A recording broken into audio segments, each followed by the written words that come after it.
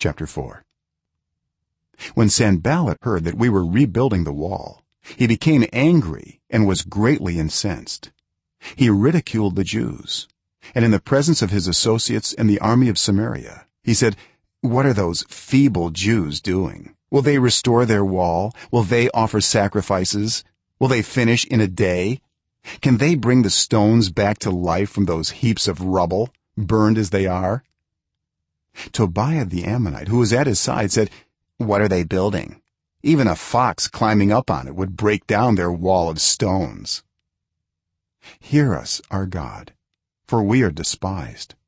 Turn their insults back on their own heads. Give them over as plunder in a land of captivity.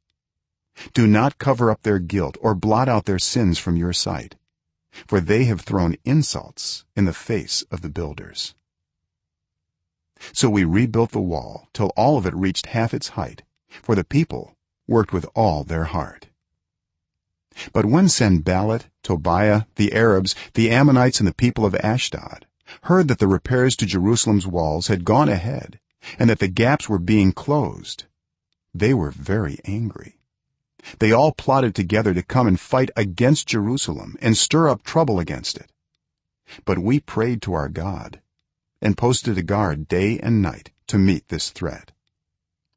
Meanwhile, the people in Judah said, "The strength of the laborers is giving out, and there is so much rubble that we cannot rebuild the wall." Also our enemy said, "Before they know it or see us, we will be right there among them and will kill them and put an end to the work." Then the Jews who lived near them came and told us 10 times over, "Wherever you turn, they will attack us." Therefore I stationed some of the people behind the lowest points of the wall at the exposed places, posting them by families with their swords, spears, and bows. After I looked things over, I stood up and said to the nobles, the officials, and the rest of the people, "Don't be afraid of them. Remember the Lord, who is great and awesome, and fight for your families, your sons and your daughters, your wives and your homes."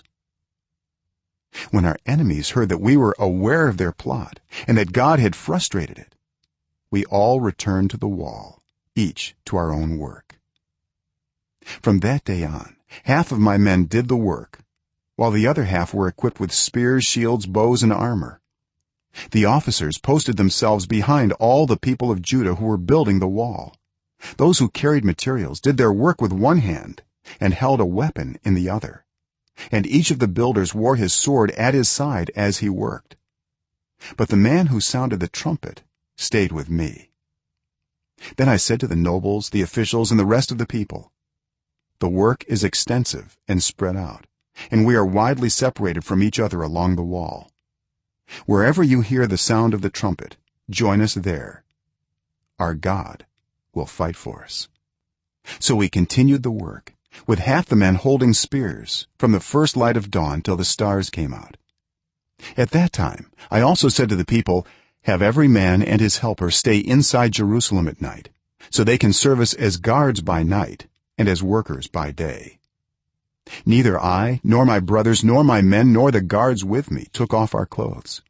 Each had his weapon, even when he went for water.